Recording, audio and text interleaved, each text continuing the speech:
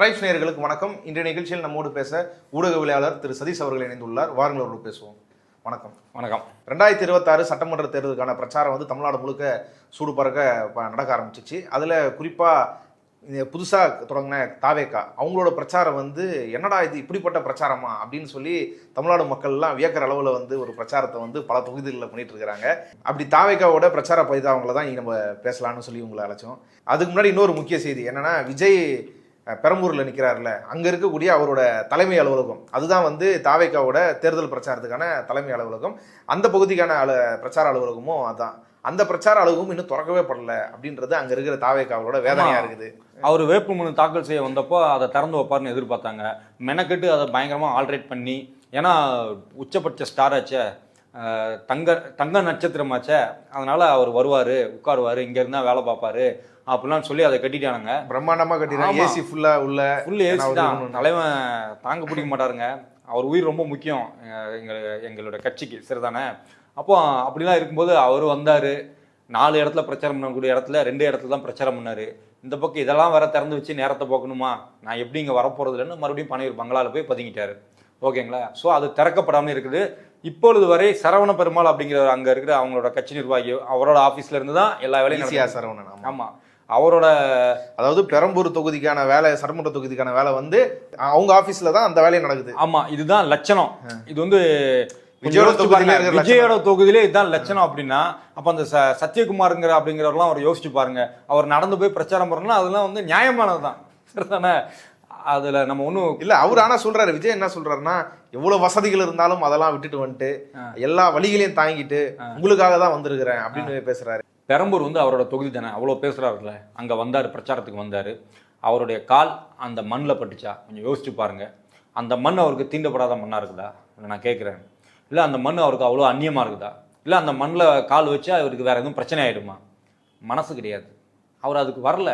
அவரை பொறுத்தவரை நான் பெரிய ஸ்டார், என் முகத்தை காட்டினாலே போதும் ஓட்டு விழுந்துடும், நான் எதுக்கு இந்த மாதிரி மண்ணெல்லாம் இறங்கணும்? பெரம்பூர் மண்ணை அவர் மதிக்கவே இல்லை. ஒரு சிஎம் கேண்டிடேட் இருந்தாலும், பெரிய பெரிய தலைவர்களாக இருந்தாலும், இல்லை அமைச்சர்கள் அவங்களா இருந்தால் கூட ஒரு தொகுதிக்கு போனால் அங்கே முக்கியமான நபர்கள் இருப்பாங்களே. ஆமாம், அவங்க வீட்டில் போய் பார்க்கறது, அவங்ககிட்ட தண்ணி வாங்கி குடிக்கிறது, ஆமாம், டீ குடிக்கிறது, அவங்க வீட்டில் பேசுறது, பேச்சுவார்த்தை நடத்துறது அப்படிலாம் இருக்கும்ல. அந்த மாரி எதுவுமே இல்லாமல் ஒரு வண்டியிலே போயிட்டாப்புல. அவர் அதாங்க, அவருக்கு ஒரு பிம்பம் இருக்குல்ல, அந்த பிம்பத்தில் தான் ஓட்டு. அதை நான் உடைக்கிறதுக்கு விரும்பலை. அதோட நான் எப்படி இந்த மண்ணெல்லாம் கால் வைக்கிறது? அந்த பண்ணையார் மனப்பான்மை இருக்குல்ல, அந்த பண்ணையார் மனப்பான்மை அப்படிதான் செய்யும். பெரம்பூர்ல அவருக்கு இந்த கண்டிஷன். திருச்சிக்கு போயிட்டு திருச்சியில வேற வழியே இல்லாம ஒரு 2 நிமிஷத்துக்கு அவரு கால் திருச்சி மண்ணில் பட்டுச்சு. அதுவும் எப்படின்னா, அதுல ஒரு செட்டப் ஆக்டிங்கா கூட இருக்கலாம். ஏன்னா வண்டி வருது, ஸ்கெட் ஆகி கீழே விழுது, உடனே இவர் ஐயோ அப்படின்னு கீழே இறங்கி போறாரு. கரூருக்கு இவர் எங்க போனாருன்னே தெரியல, ஓடி போயிட்டாரு. ஆனா இங்க அவர் கால் கீழே இறங்கி அவங்களுக்கு ஆறுதல் விசாரிக்க மாதிரி விசாரிச்சுட்டு அது ஃபுல்லா அன்னைக்கு வைரல். பின்னாடி இவன் தான் அந்த பாட்டு எனக்கு காது கிழிஞ்சிருச்சு. அந்த பாட்டு மேல மரியாதையே போயிடுச்சு. அதுக்கப்புறம் நேராக எம்ஜிஆர் சிலைக்கு பக்கத்துல ஒரு ஃப்ரேமு, அதுலலாம் கணக்கா இருப்பாப்ல. ஆனா அவரோட முக்கியமான வேலைகள் இருக்கு பார்த்தீங்களா, அதெல்லாம் கோட்டை விட்டுருவாப்ல. அவர் அரசியல்ல ஷூட்டிங் பண்ணிட்டு இருக்காரு. அதோட ரிசல்ட் தான் கரெக்டா எம்ஜிஆர் சிலைக்கு பக்கத்துல அந்த வேன் நிற்கும் அப்படிம்பாரு, எம்ஜிஆர் பக்கத்தில் இருப்பார். அதே மாதிரி கரூர்லையும் பார்த்தீங்கன்னா அந்த கேமராக்காக டிஎஸ்பி சொன்னதுக்கப்புறம் 41 பேரை கொண்டு போட்டார். ஆனால் அவருடைய அந்த வேட்பு மனுகள் இருக்குது பார்த்தீங்களா, அதிலலாம் நீங்கள் பார்த்தீங்கன்னா 2 நாளாக அதுதான் சர்ச்சை. என்னது, இங்கே ஒரு குற்ற வழக்கு இருக்குது, அதை இங்கே பதிவு பண்ணியிருக்காரு எங்கள் திருச்சியில். ஆனால் சென்னையில் அவர் பதிவு பண்ணல, பெரம்பூர் தொகுதியில். இந்த பிரச்சனை முடிவுக்குள்ள இன்னைக்கு இன்னொரு பிரச்சனை வந்திருக்குது. என்ன அப்படின்னா, வயசு ஒரு இடத்துல 51 வயசு கொடுத்துருக்காரு, இன்னொரு இடத்துல 52 வயசு கொடுத்துருக்காரு. அதாவது முன்னாடி கொடுத்த இடத்துல பெரம்பூர்ல 52 வயசு, திருச்சியில பாத்தீங்கன்னா 51 வயசு. 3 நாளில் 1 வயது குறைவது எப்படி அப்படின்னு அவன் புக்கு போட ஆரம்பிச்சிட்டான். அதையும் டிவி காரணம் வாங்கி படிச்சுட்டு இருக்கானுங்க, பெருமையா வேற பேசிட்டு இருக்காங்க. எங்க தலைவனை பார்த்தியா 3 நாள்ல 1 வயசுக்கு இறக்கிட்டாரு அப்படிங்கிறானுங்க. இந்த முன்னுக்கு பின் முரணா இந்த மாதிரி நடக்குது. ஏன்னா அவருக்கு ஒரு சரியான டீமே கிடையாது. அங்க ஒரு வக்கீல் டீம், எங்க பெரம்பூருக்கு ஒரு டீமு, திருச்சிக்கு ஒரு டீம். இந்த 2 டீமும் கோஆர்டினேட்டே பண்ணிக்காது, பேசிக்காது. எனக்கு பணம் வந்துச்சா நான் உனக்கு எழுதி கொடுக்கேன், எனக்கு பணம் வந்துச்சா நான் எழுதி கொடுக்கேன், அவ்வளவுதான். இது இந்த வெறும் வக்கீல் டீம்னா அது மட்டும் கிடையாது. இவருக்கு எழுதி கொடுக்காங்களா ஸ்கிரிப்ட், அந்த ஸ்கிரிப்ட்லயுமே நீங்க பாத்தீங்கன்னா ஒரு கண்டினியூட்டியே இருக்காது. முதல்ல இவர் என்ன பேசினார் ஞாபகம் இருக்கா?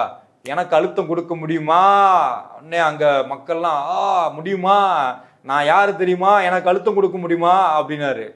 அது முடிஞ்சதா? ஜனநாயகன் படத்துக்கு அதுக்கப்புறமா மு.க. ஸ்டாலின் அவர்கள் ஒரு கண்டன குரல் எழுப்பியிருந்தாங்க. இந்த மாதிரி சென்சார் போர்டையும் இடி மாதிரி சிபிஐ மாதிரி வந்து ஒன்றிய அரசு வந்து பயன்படுத்துது அப்படின்னு போட்ட உடனே பட்டும் படாமலும் பேசிய முதல்வர் ஸ்டாலினுக்கு நன்றின்னு போட்டார். ஓகேங்களா? அதாவது அழுத்தம் தர முடியுமான்னு கேட்டவர். அடுத்து முதல்வர் ஸ்டாலினை கடுமையாக எதிர்க்கவர் பட்டும் படாமலும் பேசியதற்கு நன்றின்னு போட்டார். கடைசியாக இப்போ இந்த திருச்சி தெற்கு தொகுதியில் பேசும்பொழுது என்ன சொன்னார் அப்படின்னா, ஜனநாயகன் படம் நிறுத்தி வச்சுட்டாங்க, நானும் சிக்கல்ல இருக்கிறேன், என்னைய பழி வாங்குறாங்க, என்னைய அழுத்தம் கொடுக்குறாங்க, எங்களுக்கும் சேர்த்து உங்ககிட்ட உரிமை உங்கள்ட்ட நீதி கேட்கறேன்.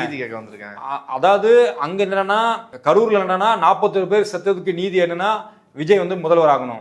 இங்க என்னன்னா பிரச்சனை, ஜனநாயகம் படம் ரிலீஸ் ஆகலாம், அதனால நான் முதல்வர் ஆகணும் இப்படி கேட்கிறாரு. இந்த 3 ஸ்டேட்மெண்ட்டையும் நீங்க பாத்தீங்கன்னா, ஒன்னுல வந்து எனக்கு அழுத்தம் தர முடியுமான்னு ஆவேசமா ஒருத்தர் எழுதி கொடுத்துட்டு போயிட்டான், அவனை தூக்கி அடிச்சிட்டாங்க போல, இல்ல அவன் லீவுக்கு போயிட்டான்.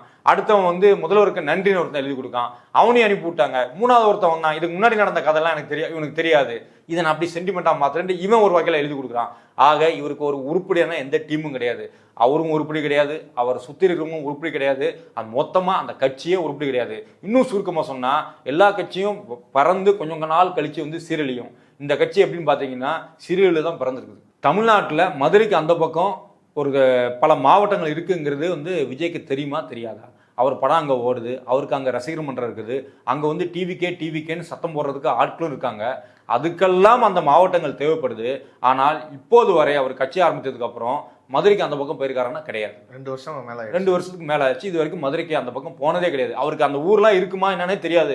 விருதுநகர்னு ஒரு ஊர் உண்டு, தென்காசின்னு ஒரு ஊர் உண்டு, திருநெல்வேலின்னு ஒரு ஊர் உண்டு, கன்னியாகுமரி உண்டு, திருச்செந்தூர் உண்டு, சிறுவில்லிபுத்தூர் உண்டு. இதெல்லாம் அவருக்கு தெரியுமா தெரியாதுங்கிறது எனக்கு சந்தேகமா இருக்குது. ஸோ அங்கே இன்னைக்கு மு.க. ஸ்டாலின் வந்து மொத்தமாக தமிழ்நாட்டில் இருக்கிற அத்தனை தொகுதி நிர்வாகிகளையும் அவர் வந்து காணொலி மூலமா தயார்படுத்துறாரு, தேர்தலை எப்படி சந்திக்கணும் அப்படின்னு.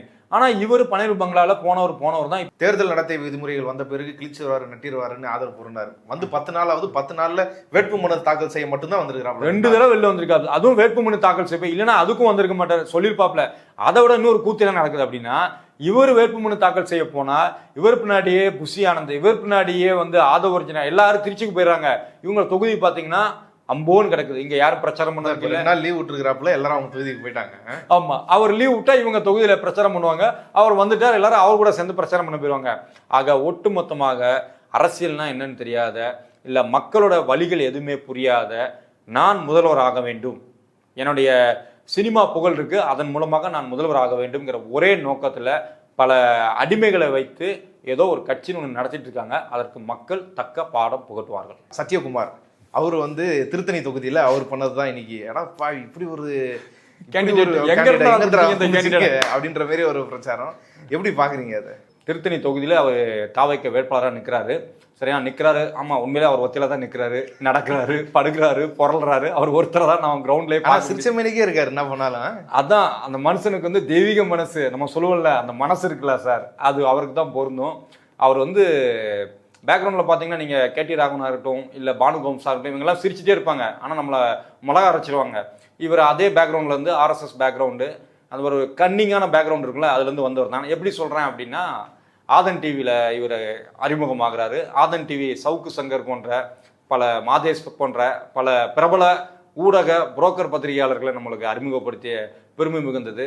அதில் தான் இவரும் ஃபர்ஸ்ட் அறிமுகமாகிறாரு. அதுக்கப்புறமா பின்னாடி வரிசையா புக்கா இருக்கும். இந்த அது புக்கு தானா இல்ல ஸ்டிக்கர் அடிச்சு ஒட்டிட்டான்னு நமக்கு தெரியல.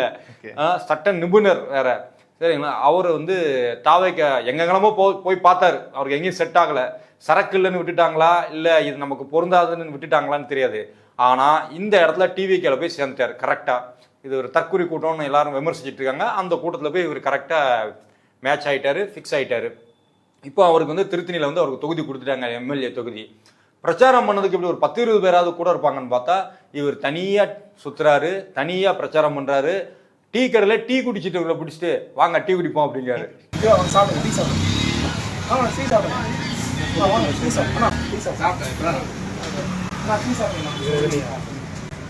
சார் அவர் ஏற்கனவே டீ குடிச்சிட்டு இருக்காரு, அதுக்கு என்ன வாங்க டீ குடிப்போம் அப்படிங்கிற மாதிரி அவர் சுத்திட்டு இருக்காரு.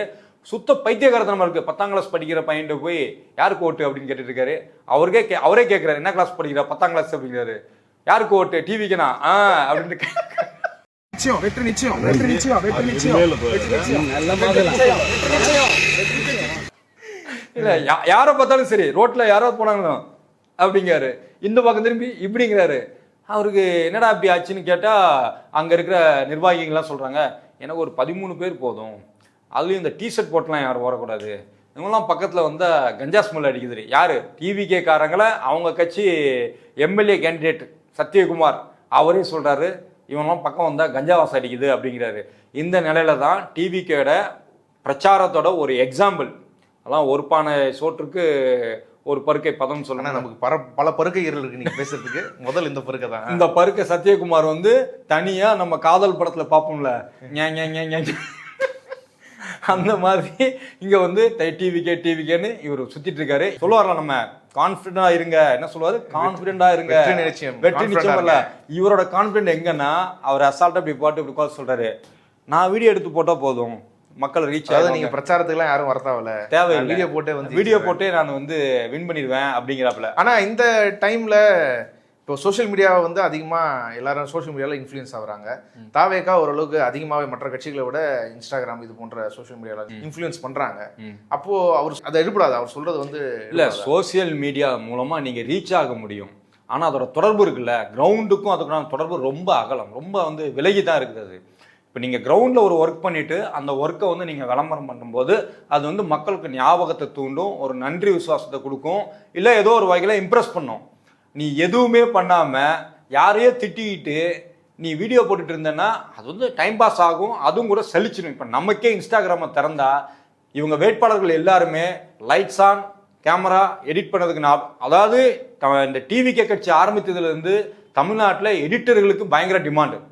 யாருக்கெல்லாம் வந்து இந்த எஃபெக்ட்ஸ்லாம் வச்சு எடிட் பண்ண தெரியுமோ, இந்த கேப்கட்டுங்கிற அப்ளிகேஷன் யாருக்கு தெரியும், ப்ரோ அப்ளிகேஷன் யாருக்கு தெரியும், கேன்வா அப்ளிகேஷன் யாருக்கு தெரியும், இவங்களுக்கெல்லாம் செம்ம டிமாண்டு. என்னன்னா இவங்க எல்லாம் உட்காந்து இந்த வேலை பார்த்துட்டு இருக்காங்க, பகுதி நேர வேலையா. அந்த அளவுக்கு டிவிக்கில் என்ன செய்றாங்கன்னா, கிரவுண்டுக்கே போக வேண்டாம், நம்ம சோசியல் மீடியாவில் ஜெயிச்சிடலாம் அப்படின்னு நினைக்கிறாங்க. ஆனால் கலை யதார்த்தம் அப்படி இல்லை. அப்படி இருந்ததுன்னா ஒரு முதல்வர் போய் கிரவுண்டுக்கு போகணும்னு அவசியம் இல்லை. மற்ற எடப்பாடிலாம் நீங்கள் பாருங்கள், அவர்லாம் கிட்டத்தட்ட ஸ்டாலினுக்கு முன்னாடியே அவர் ஆரம்பிச்சிட்டாரு. இன்னும் சொல்ல போனா நம்ம சீமான்லாம் கொஞ்சம் யோசிச்சு பாருங்க, என்னை சோறு தண்ணி வச்சு என்னை சோத்துல விச வச்சு கொண்டுருக்கடா, ஆனா ஓட்டு போடுங்கடான்னு அவருக்கு கதறுதாரு. ஏன் அதை அவர் வந்து மைக்லேயே பேசிட்டு போயிட முடியுமே? அவர் வந்து யூடியூப்ல முன்னாடி வந்து பயங்கரமான வியூஸ் இருந்துச்சு, அப்பவும் அவர் கிரவுண்டுக்கு போயிட்டு தான் இருந்தாப்புல, இப்பவும் கிரவுண்டுக்கு போயிட்டு தான் இருக்கிறாப்புல. ஏன்னா மக்களை நீ சந்திச்சா மட்டும்தான் மக்களோட பிரச்சனையை உணர முடியும், மக்கள் உங்க கூட அப்பதான் கனெக்ட் ஆவான். இதெல்லாம் நாடகத்துல நடிக்கிற, திரைப்படத்துல நடிக்கிற இவங்களுக்கு எப்படி தெரியும்? இந்த ஃபீல்டே உங்களுக்கு தெரியல. ஆனால் நாங்கள் அரசியல் அப்படின்னா ஓட்டு கேட்போம், அவங்க ஓட்டு போடுவாங்க, நாங்கள் எம்எல்ஏ, இவங்கெல்லாம் எம்எல்ஏ ஆகி வந்து நிற்கும். அங்கே இருந்த பகுதியில் இருக்கிற கட்சி நிர்வாகிகள் அவங்க ரொம்ப வேதனையோட பேசுகிறாங்க. இத்தனை ஆண்டு காலம் நாங்கள் இதுக்கு தான் உழைச்சோமா, இந்த தொகுதியில் இருந்தால் நீங்கள் ஒரு வேட்பாளரை தேர்ந்தெடுக்க முடியாதா? தேர்ந்தெடுத்தா அவருக்கு தெரியும்ல இந்த தொகுதியில் எங்கே ஓட்டு இருக்கும், என்னென்ன சமூகம் இருக்குது, யாரெல்லாம் போய் பார்க்கணும், முதல்ல எதெல்லாம் கவர் பண்ணணும் அப்படின்றதெல்லாம் தெரிஞ்சிருக்கும்ல. அப்படி பண்ணவும் இல்லை. சரி, நாங்கள் முன்னாடியே வந்து இவரை போட்டதுக்கு நாங்கள் எதிர்ப்பு தெரிவித்தோம், சரி கட்சி முடிவு பண்ணிச்சேன்னு சொல்லி கட்டுப்பட்டு வேலை செய்யலான்னு வந்தால் இவர் வந்து எங்களை வந்து ஒரு மாதிரி அவமானப்படுத்துகிற மாதிரி பேசிட்டு இருக்கிறாரு. எங்களை மாவட்ட செயலாளர் வந்து பார்க்கல, வேட்புமனு தாக்கல் செய்யும் போது மாவட்ட செயலாளர் கூட இருக்கணும், அவரை கூட்டு போல. பிரச்சாரம் வருதுன்னா ஒன்றிய செயலாளர் எல்லாமே பார்க்கணும். எத்தனை இவ்வளோ ஒன்றிய செயலாளர் இருக்கிறாங்க, ஒருத்தர் கூட அவர் வந்து பார்க்கல. பகுதியில் இருக்க நிர்வாகிகள் எல்லாம் புறக்கணிச்சுட்டு இவர் வந்து செய்யறதுன்றது வந்து எங்களுக்கு இத்தனை நாள் உழைப்பை வந்து இந்த கட்சி வீண் பண்ணுது அப்படின்னு சொல்றாங்க. இதுக்கு இந்த ஒரு பெரிய குற்றச்சாட்டு. ஒரு தொகுதியில வந்து உங்க செல்வாக்கு நீங்க இழக்கிறீங்க, ஒரு தொகுதியில உங்க நிர்வாகிகள் இழக்கிறீங்க. இதை பத்தி கட்சி கவலைப்படாம, விஜய் கவலைப்படாம இருக்காரு. சிம்பிளுங்க, கான்பிடண்டா இருங்க, வெற்றி நிச்சயம். எதுக்கு விஜய் ஒருத்தர் முகம் போதுங்க. நேற்றுக்கு டி நகர்ல இவர் பேசுறாரு, யாரு, நம்ம புஷி ஆனந்த். அவர் வந்து சொல்றாரு, அவர் முகத்துக்கு தானே இப்போ ஓட்டுங்க, கண்டிப்பா ஜெயிப்போம் அப்படிங்காரு. பத்திரிக்கையாளர் திருப்பி கேட்காரு, ஜெயிச்சிருவீங்களா, எவ்வளோ மார்ஜினில் ஜெயிப்பீங்கன்னா, விஜய் இருக்காரு, அவர் முகத்துக்கு நாங்கள் ஜெயிச்சிரும் அப்படிங்கிறாங்க. அவ்வளோதான், நீ கழுதைய கூட நிப்பாட்டு, ஓட்டு போடுறதுக்கு ரெடி அப்படின்னு மக்கள் இருக்கிறதாக அவங்க நினைத்து கொண்டு இறக்கியது. மார்க்கெட்டிங்ல அப்படி சொல்லுவாங்க. ஆமா, உங்களுக்கு அது சம்பளம் தரணும், இந்த பிராண்டு இப்போ ஒரு ஸ்லேட்ல எழுதி கழுத மேல மாட்டி விட்டா கூட இந்த பிராண்டை வந்து எல்லாம் வாங்கிடுவாங்க. இப்போ விஜய் ஒரு பிராண்டு, அந்த பிராண்டை 4 கழுதைங்க கழுத்துல கட்டி விட்டு போ வித்துருவோம் அப்படிங்கிற மாதிரி. அவ்வளோ இது வந்து நம்ம சிரிச்சு பேசினாலும் மக்களை வந்து இவங்க வந்து எவ்வளவு எடை போட்டு பார்க்குறாங்க அப்படின்னா ரொம்ப ரொம்ப சல்லிசா. ஆக்சுவலி தற்கொலைங்க இவங்க, ஆனால் மக்களை தற்கொலையாக நினச்சிட்டு இருக்காங்க. உன் மேலே ரசிகர்கள் பார்க்கறதுக்கு தான் வராங்க. நீங்கள் இன்னும் சொல்ல போனால் திருச்சியில் வந்து போன தடவை இருந்த இந்த கூட்டத்திற்கும் இப்போ இருக்கிற கூட்டமே ரொம்ப கம்மி. ஒரு தடவை பார்த்துட்டா அவ்வளோதான், 4 தடவை பார்த்துட்டா இன்னும் சோழி முடிஞ்சது. அதுக்கு மேலாம் வாய்ப்பே கிடையாது. அதெல்லாம் பொத்தி வச்சிருக்காங்களா? ஆமா, அதனால தான் பனையூர் பங்கருக்குள், பங்களா கிடையாது அது பங்கர். 2 பேருக்கு தான் போட்டி பங்கர்ல. ஒன்று இஸ்ரேலில் நெதன்யாகு, இன்னொரு இந்த பக்கம் தமிழ்நாட்டில் விஜய். இவங்க 2 பேர் தான் பங்கர்ல யார் அதிக நேரம் இருக்கிற போட்டியில் இருக்கிறாங்க. சரிதானே?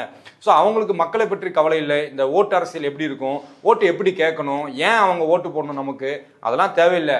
ஒரே எய்ம் என்னன்னா விஜயை முதல்வராக்குவது, அவ்வளோதான். நீங்க இந்த நிர்வாகிகள் கேட்ட கேள்விகளுக்குலாம் இந்த ஒரு தான் பதில். என்ன பதில் அப்படின்னா, நம்ம அண்ணன் விஜய் வந்து முதல்வர் ஆகணுமா? ஆமா, அப்போ போய் வேலை பாரு. சீமான் வேலை பார்க்க வரன்ட்டு சேர்த்துக்க மாட்டான் அவன். இல்லை, அவருக்கு வந்து ஜெயிக்கிற உத்தேசமே இல்லை. அப்படி இருந்ததுன்னா குறைந்தபட்சம் கட்சி தலைமையாவது பார்த்து இதெல்லாம் கூப்பிட்டு உடனே பேசி இன்னும் 10 பேரோட தான் போகணும், இப்படி தனியாக போய் காமெடி பீஸ் ஆகிட்டு இருக்கதா, மிஸ்டர் பீன் போயிட்டு வந்த மாதிரி இருக்குது அப்படின்னு சொல்லி ஒரு கண்டிச்சிருக்கோம். அவங்க எல்லாம் சேர்த்து ஒரு மீட்டிங் போட்டு அரேஞ்ச் பண்ணி விட்டுருக்கோம். அப்படி எந்த அறிவும் காணும் குறியவும் காணும். அவன் தொகுதியில் அவன் பிரச்சாரம் பண்ணுறது அவங்களுக்கு பெரிய வேலையாக இருக்குது. இதில் மற்ற பிரச்சாரத்தை மற்ற தொகுதியை குறித்து எதுக்கு இவங்க தலைமை வந்து கவலைப்பட போகுது? அதனால நாம வந்து அவங்களை எதிர்பார்க்க வேண்டாம், அதான் பெஸ்ட். இப்போ வில்லிவாக்கம் தொகுதியில வந்து ஆதவர்ஜனா வந்து அவரும் தீவிரமா பிரச்சாரம் பண்ணிட்டு இருந்தாரு. யாருக்கு? அவருக்கு தாங்க, தாவேக்காக தாங்க. இல்லையா, நான் பார்த்தனே, வீடியோ பார்த்தனே. அப்படி இல்லையா? யாருக்கு பண்ணாரு? ஒவ்வொரு வீடா வந்து மக்களோட போகும்போது வெளியே நின்று வந்து மக்கள் சிரிச்சு வரவேற்கிறாங்க. இதுதான் தமிழக வெற்றி கழகம். அக்கா விடுதலை சிறுத்தை, விடுதலை சிறுத்தை, அக்கா விடுதலை சிறுத்தை, விடுதலை சிறுத்தை. சார் இந்த லேகிய வாங்கி சாப்பிட்டீங்கன்னா, ஐயோ போன வாரம் பண்ண வியாபாரத்தை சொல்றமே. வாங்க சார், 2000 ரூபாய் போன 2500 சார். சரி ஆக மாட்டேங்குது, வாங்க வாங்க வாங்க. அவர் மனசுல இருந்து வருது, விடுதலை சிறுத்தைக்கு ஓட்டு போடுங்கன்னு கேட்டிருக்காரு. ஓட்டும் கேட்டுன்னு இருக்காப்புல, பைக்கும் குத்துன்னு இருக்காப்புல. அவர் வந்து பம்பரமா சுழல்றாராம், பரபரப்பா வேலை பார்க்கறாராம். இந்த தமிழ்நாட்டிலேயே இந்த வேர்ல்டுலயே என்னை விட பெரிய வேலைக்காரன் இல்ல அப்படின்னு நிரூபிக்கிறது தலையில நின்று நிரூபிச்சிட்டு டைம்ல 2 கட்சி டிவி விடுதலை சிறுத்தைக்கு கேட்டாப்புல. அவர் இயல்பாவே அப்படிதான் போலங்க. இந்த இங்கேயும் வேலை பார்ப்பாரு, அங்கேயும் வேலை பார்ப்பாரு, எல்லா இடத்துலயும் வேலை பார்ப்பார் போல அவர். இல்ல, ஆனா அவர் சொல்றாரு இந்த மற்ற, அதாவது விஜய் அவர் நிக்கக்கூடிய தொகுதிகள் வந்து முக்கியமா கவனிக்கப்படும், அதுக்கு அடுத்த தொகுதியா வந்து வில்லிவாக்கத்தை கவனத்துக்கு கொண்டு வரும்ன்ற மாதிரி அவர் செஞ்ச வேலைகள் வந்து ஓரளவுக்கு இது சோடா பாட்டில் வீசினதா மற்றவர்கள் பண்ணிட்டாங்க அந்த மாதிரி. ஆனா அதை அதுக்கப்புறமேட்டு அதை ஒரு பிரபகண்டமா மாத்தினார்ல, அதை வச்சு பேசிக்கிட்டு அவர் தாய் சென்டிமெண்ட் எடுத்துட்டு வந்தாரு. அது பிறகு மு.க. ஸ்டாலினோட தூண்டுதல், எங்க தொகுதியில இது காலி பண்ணுன்றது, திமுகவோட தலைமுறைகள் சில பேர் வந்து என்ன கொலை முயற்சி பண்ணாங்க, அதோட ஒரு சதிதான் அது அப்படின்ற மாதிரிலாம் அதை வெளில பிரச்சாரம் பண்ணது இருக்குல்ல. அதுக்கப்புறம் போய் பிரஸ் மீட் கொடுத்தது, கம்ப்ளைண்ட் கொடுத்தது, இது எல்லாமே வந்து அடுத்த தொகுதியா வந்து முக்கியமான தொகுதியா வந்து வில்லிவாக்கத்தை பார்க்கணும் அப்படின்ற ஒரு இன்டென்ஷனோட செஞ்ச மாதிரி தெரிஞ்சது. அதன் ஒரு பங்கா தான் வந்து அவர் என்ன கேட்கிறாருன்னா, உங்களுக்கு தைரியம் இருந்தா வந்து உதயநிதியை வந்து வில்லிவாக்கத்துல போட்டி போட சொல்லுங்க, இவர் ஸ்டாலினை வந்து போட்டி போட சொல்லுங்க, ஏன் பயப்படுறாங்க, ஏன் அவங்க தொகுதியில ஜெயிக்கிறாங்க, இங்க வந்து போட்டி போட சொல்லுங்கன்னு கேட்கிறாரு. தொகுதி அறிவிப்பு யார் முன்னாடி செஞ்சது? டிஎம்கே பண்ணது. அதுக்கப்புறம் 2 நாளைக்கு அப்புறம் தான் தாவேக்கா பண்ணது. ஆதவர்ஜனா முக்கியமான பொறுப்புல இருக்காரு. அவர் நினைச்சா எனக்கு விஜயனே எனக்கு வந்து தொகுதி வந்து இந்த தொகுதி தான் வேணும், நான் இந்த தடவை உதயநிதி ஸ்டாலினை உண்டிலன் பண்றேன் அப்படின்னு போய் நின்றுக்கலாம். சரி, அந்த வாய்ப்பு தவற விட்டுட்டேன்னு வச்சுக்கோங்க. இப்போ நீ வந்து உனக்கு ஆவேசம் வருது, கோபம் வருதுல, இப்போ உனக்கு கெட்டு போல. 7ஆம் தேதி வரைக்கும் டைம் இருக்குது. இப்பவே அந்த தொகுதியை விட்டுட்டு அந்த தொகுதியில போய் நில்லு, அடிச்சு பாரு, அடிச்சு காட்டுங்கிற. நீ தான் நெஞ்சில துணிவு இருக்குங்கிற, தெம்பு இருக்குங்கிற, 6 அடி வளர்ந்து சேகுவார வேறையா அப்படி சொல்றாப்புல. அநீதி எங்கெங்கெல்லாம் இருக்குதோ அங்க அந்த நிலத்துல எல்லாம் வந்து சேகுவார காலை வைப்பாரோ, அதே மாதிரி ஆதவர்ஜனா காலை வைப்பாரு அப்படின்னு. ஆமா, இவர் அப்படியே பொலிவியாக்கு போய் சாவ போறாரு. சேப்பாக்கத்துல வந்தா செத்துருவாரு உண்மைக்கும். சரியா? அது வந்து வாய் சவடால். இந்த சவடாலெல்லாம் நீங்கள் வந்து முன்னாடியே யார்கிட்ட பார்த்துருப்பீங்கன்னா சீமான்கிட்ட பார்த்துருப்பீங்க. சீமான் இன்னைக்கு என்னவா கேட்டுருக்காரு, என்னை விச வச்சு கொண்டுருங்க இல்லைன்னா ஓட்டு போடுங்கிற லெவலுக்கு அவர் போயிட்டாரு. அவரை விடுங்க, இன்னொருத்தர் இருந்தாரு, செங்கலா உருவேன் அப்படின்னு ஒருத்தர் வந்து சவடால் அடிச்சாரு. ஆமா, அவர் செங்கலே காணும், அவர் செங்கலை விட அவர் மண்ணா கூட காணும். எங்க தூக்கி வச்சாங்கன்னு தெரியல, தூக்கி விசிறி அடிச்சிட்டாங்க அண்ணாமலை. ஸோ வாய் பேசுறதுனால நீங்கள் கான்ட்ரவர்சி உருவாக்கலாம். அன்னைக்கு உங்க மேல வந்து லைம் லைட் இருக்கலாம், இந்த கேமரா எல்லாமே இருக்கலாம். அது யூடியூபர்ஸ்க்கு வந்து கண்டென்ட் அன்னைக்கு ஒரு 1 லட்சம் வியூஸ் பார்த்துக்கலாம். இது மெயின் ஸ்ட்ரீம்க்கும் அப்படிதான் பரபரப்பாக போகிறது அப்படின்னு காட்டிக்கலாம். ஆனால் மக்கள் வந்து அந்த டயத்துக்கு அது ஊர்கா மாதிரி நல்லா ஜாலியாக இருக்கும். ஆனால் அவனுக்கு உண்டான நலத்திட்டங்கள், அவனுக்கு உண்டான பிரச்சனைகள் எல்லாத்துக்கும் சேர்த்து பார்த்து தான் அவன் வந்து ஓட்டு போடுவான். ஸோ ஆதவர்ஜனா இதை பெரிய பிரபகண்டவாக்கலாம், ஆனால் அது எந்த விதத்தில் பலன் அளிக்காது, அது மட்டும் உறுதி. அதுக்கப்புறம் விஜயோட நண்பர், சின்ன வயசுல இருந்து கல்லூரி காலகட்டத்தில் இருந்த நண்பர், அப்புறம் அவர் கூட திரைத்துறையில பயணிச்சவர், அவர் வந்து தூத்துக்குடியில வந்து வேட்பாளராக அறிமுகப்படுத்தப்பட்டிருக்கிறாரு. அவர் வந்து தூத்துக்குடியில பஜ்ஜி சுட்டுட்டே பிரச்சாரம் பண்ணிட்டு இருக்காரு. ஓகே, அது மக்களோட மக்களா ஏதோ ஒரு மோடி வெளியில மோடி பக்கடா சொன்னாரு, ஒரு பஜ்ஜி சுட்டு இருக்காரு. ஏற்கனவே மன்சூர் அலிகான் எல்லாம் பரோட்டாவே போட்டாப்ல, இப்பதான் ஒரு பஜ்ஜிக்கு வந்திருக்கிறாரு. அவர் வந்து அவர்கிட்ட, ஏன்னா அது ஒரு கான்ட்ரவர்சியான தொகுதி இல்லை. ஒன்று வந்து இவங்க கனிமொழி இருக்கிறாங்க, இன்னொன்று வந்து அஜிதா ஆக்னல்ன்றவங்க அந்த தொகுதியை சேர்ந்தவங்க, அவங்க மாவட்ட செயலாளர் தற்கொலை முயற்சி பண்ணாங்க. தற்கொலை முயற்சி பண்ணாங்க. விஜய் பார்க்கறதுக்காக அவர் காரை மறிச்சே ட்ரை பண்ணாங்க. அவர் அவரை இடிச்சு தள்ளிட்டு விஜய் போயிட்டாப்புல. அவங்கள பத்தியும் கேள்வி கேட்கறாங்க. இப்படி ஏற்கனவே அவங்க தொகுதியில் இப்படி ஒருத்தங்க இருந்தாங்களே, அவங்களுக்கு சீட்டு தரலையே, அதை பத்தி என்ன? அதுக்கு அவர் என்ன சொல்றாரு, அதான் அவங்க மாத்திரலாம் சாப்பிட்டாங்களே, தற்கொலை முயற்சி, அது அவங்க தனிப்பட்ட விஷயம், அவங்களதான் நீங்க கேட்கணும், தங்கச்சியை தான் போய் கேட்கணும் நீங்க. ஒண்ணு ஏண்டா இவங்க கனிமொழியை பத்தி கேட்டா, அவங்க இந்த ஊரா, அவங்க இந்த மாவட்டமா, அவங்க இந்த ஊரே கிடையாது. அவர் எப்படி கேட்டாங்க, இந்த ஊருக்கு நீங்க சம்பந்தமே இல்ல, நீங்க இங்க வந்து நிக்கிறீங்களே, அவர் கவுண்டர் பண்றாராம். கனிமொழி கூட தான் இந்த ஊர்ல இல்ல, அவங்க இங்க வந்து நிக்கிறாங்கல்ல, ஏன் நான் நிக்க முடியாதா அப்படிங்கிறாங்க. அப்போ அது நியாயம் தானே அவர் கேக்குறது? இல்லைங்க, கனிமொழிங்கிறது வேற. கனிமொழிங்கிறது வெறும் கனிமொழியா நீங்க பார்க்க முடியாது, திமுகவா பார்க்கணும், திமுக செய்த வேலையாவும் பார்க்கணும். அதுக்கு அடுத்து கனிமொழி வந்து 10 வருடமாக அங்கே வேலை பார்த்துருக்காங்க. அப்படி வேலை பார்க்கும்போது அவங்க அங்கே நிற்க தான் செய்வாங்க. அவங்களுக்கும் மக்களுக்கும் ஒரு கனெக்டிவிட்டி இருக்குது. அந்த கனெக்டிவிட்டி அவங்க உருவாக்கியிருக்காங்க. நீங்கள் எதுவுமே உருவாக்கலை. எப்படி எம்ஜிஆர்னு சொல்கிறீங்களோ, எம்ஜிஆர் வந்து முன்னாடி எம்எல்ஏவாக இருந்தார், அது 15 வருஷமாக கட்சியில் இருந்தார், அதுக்கப்புறம் தான் வந்து தனி கட்சி ஆரம்பிச்சார். எப்படி டைரக்டா நீ வந்து முதலமைச்சர் சீட்டுக்கு தான் போவங்கிறியோ, அதே மாதிரி ஸ்ரீநாத் அங்கிருந்து டைரக்டா ஃபிளைட் பிடிச்சி, ஆமா, கட்சி ஆரம்பிச்சிருந்து எந்த செயல்பாடுலையும் கிடையாது. எங்கன்னு யாருன்னே தெரியாது. அவர் ஃப்ரெண்டு என்னது விஜய் நண்பன், அவர் பேரே அப்படிங்கிறாங்க. விஜய் நண்பன் ஸ்ரீநாத் தான். அவருக்கு வந்து ஏதோ எஸ்எம்எஸ் வந்திருக்கான். என்னன்னு திறந்து பார்த்தா, நீங்கள் வந்து தூத்துக்குடி வேட்பாளராக நிறுத்தப்படுகிறீர்கள், போய் அங்கே போய் பிரச்சாரம் பண்ணுவோம், ஓகே அப்படின்ட்டு ஒரு ஃப்ளைட்டு கிளம்பிட்டாரு. வரதுக்கு முன்னாடி கால் சீட் கிட்டது எல்லாத்தையும் க்ளீன் பண்ணிட்டு வந்து இறங்கிட்டார், பிரச்சாரத்தை ஆரம்பிச்சிட்டாரு. விஜய் கூட வந்து ஸ்ரீநாத் சொல்றாரு, ஏன் இவ்வளோ லேட்டாக வரேன்னா, என்னோட எல்லா கமிட்மெண்ட்டையும் முடிச்சுட்டு, டேட்டெல்லாம் முடிச்சுட்டு வரதுக்கு தான், அதான் எல்லாத்தையும் ஒரே முடிச்சுட்டு தான் வந்திருக்கேன்னாரு. விஜய் கூட ஒரு 2-3 மாசத்துக்கு முன்னாடி எல்லாத்தையும் யாரும் அவங்களெல்லாம் கேட்டா, இருங்கடா அவங்கள யாரும் அவ்வளோ சீக்கிரமா வேலையை முடிச்சு வர சொன்னா, இங்க என்ன வேட்பாளருக்கு பஞ்சமா என்ன? இன்னமும் இவங்க எல்லாம் தியாகம் பண்ணிட்டு வானத்துல இருந்து ரொம்ப கஷ்டப்பட்டு இறங்கி நமக்காக உருண்டு புரண்டு வந்து வேலை செய்யறதுக்காகவே பிறந்த மாதிரி ஆக்டிங் பண்ணிட்டு இருக்கானுங்க. பிரபலியத்துக்காகவும் பணத்துக்காகவும் புகழுக்காகவும் அவ்வளோ வேலையும் பார்த்துக்கிட்டு என்னமோ மக்களுக்காக சேவை செய்யறதுக்காக இவனை வந்து தியாகம் பண்ணிட்டு வந்த மாதிரி காட்டிட்டு இருக்கிறத கேட்கவே அருவருப்பா இருக்குது. நீ அவ்வளோலாம் தியாகம் பண்ண வேண்டாம், நாங்களே பார்த்துக்கிடுவோம், அதான் உண்மை. மக்கள் அப்படி தான் சொல்லுவாங்க. அப்புறம் இன்னொரு முக்கியமாக கவனிக்கப்படலை, ஆனால் கவனிக்கணும்னு நினைக்கிற தொகுதி வந்து திருப்பரங்குன்றம். அங்கே வந்து தாவேகா சார்பாக சிடி நிர்மல்குமார் அவர்கள் வந்து வேட்பாளராக அறிமுகப்படுத்தப்பட்டிருக்கிறாரு. பாஜக அங்கே நிறுத்துவாங்க அப்படின்னு எதிர்பார்க்கப்பட்டது. ஆனால் பாஜக அங்கே வேட்பாளரை நிறுத்தலை. ஆனால் தாவேகா வந்து அங்கே ஒரு ஆர்எஸ்எஸ் வேட்பாளரே வந்து நிப்பாட்டியிருக்கிறாரு.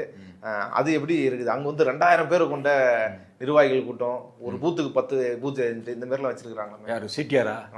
அவர் பண்ணுவார். ஏன்னா அவருக்கு ஏடிஎம்கேல இருந்த அனுபவம் இருக்குது, பிஜேபியில் இருந்த அனுபவம் இருக்குது. அவர் நம்ம வெறும் ஏடிஎம்கேல இருந்து வந்தவராக பார்க்க முடியாது, பிஜேபியில இருந்து வந்தவராக தான் நம்ம பார்க்க வேண்டியிருக்குது. அவருக்கு ஆர்எஸ்எஸ் பின்புலம் இருக்குது. அவர் இந்த திருப்பரங்குன்ற இஷ்யூவில் அவர் பேசின பேச்சு அவ்வளோ கொடூரமானதாக இருந்தது. போலீஸ் தான் வந்து இத்தனை மொத்த பிரச்சனைக்கும் காரணம், முன்னுக்கு பின் முரணா பேசிச்சு அப்படின்னு சொன்னாரே தவிர எங்கேயுமே வந்து ஒடுக்கப்பட்ட மக்கள் பக்கத்தில் அவங்க நிற்கவே இல்லை. சிறுபான்மையினர்களின் பாதுகாவலன்னு சொல்ற விஜய் இருக்கார்ல, அந்த கட்சியில இருந்துட்டு அவர் பேசின மாதிரியே பேசல. அவர் அக்மார்க்கு பிஜேபி ஆர்எஸ்எஸ் வாய்ஸா தான் அவர் பேசினார். தாவேக்காவோட ஸ்டாண்டே தானே. ஃபெலிக்ஸ்லாம் அது ஒரு இத்து போன இஷ்யூன்னாரு. விஜயே வந்து இந்த மாதிரி விஷயங்கள்லாம் தலைவர்கள் வந்து எரியிற நடுப்புல எண்ணெய் ஊத்தாம சும்மா இருந்தாலே போதும் அப்படின்னாரு. சும்மா தான் இருக்காரு அவர், அது உண்மைதான். அவர் அதான் இதைத்தான் செய்ய போறாரு. அடுத்து முதலமைச்சர் ஆனாலும் இப்படிதான் செய்வாரு. எதுக்குங்க பிரச்சனை பண்ணிட்டு சொல்றத கேட்டு வாங்கிட்டு போயிட்டு இருக்கலாம் அப்படின்னு நினைப்பாரு. இது போக தலித் மக்கள் தான் வந்து வேங்கவேலில் வந்து மலத்தை கலந்தாங்கன்னு சொன்னவரும் அதை நேரட்டிவ் செட் பண்ணி ஆரம்பித்ததும் இதே சிடிஆர் நிர்மல்குமார் தான். தலித் விரோதி, அப்புறமா சிறுபான்மையினர் விரோதி, அப்புறமா மதவாதம், இதோட மொத்த உருவம் தான் சிடிஆர் நிர்மல்குமார். ஆக இந்த மாதிரி சிடிஆராக இருக்கட்டும், இல்லை நம்ம சத்யகுமாராக இருக்கட்டும், அதில் நம்ம ஸ்ரீநாத் ஆகட்டும், இப்படி பல பீஸுங்க இருக்கிறாங்க. அவங்கள இவரெல்லாம் இருக்கிறாரு. யாரு? ஐஆர்எஸ் அருண்ராஜ்.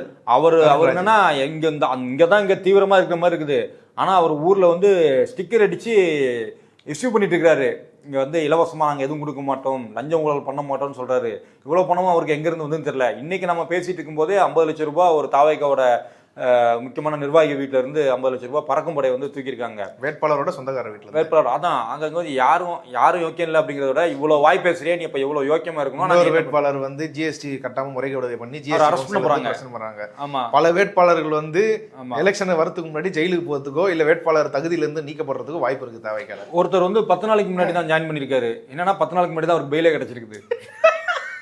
ஓகே. அதனால அந்த மாதிரி காமெடிகள்லாம் நடக்குதுன்னா அது டிவிகேல மட்டும்தான் நடக்கும். ஆக இந்த மாதிரி பல வேட்பாளர்கள் வந்து நம்ம தொடர்ந்து பேசுவோம். அடுத்தடுத்த எபிசோட்ல காத்திருங்கள். இவ்வளவு நேரம் இந்த செய்தி குறித்து உங்க கருத்துக்களை பகிர்ந்து கொண்டதுக்கு நன்றி. நன்றி.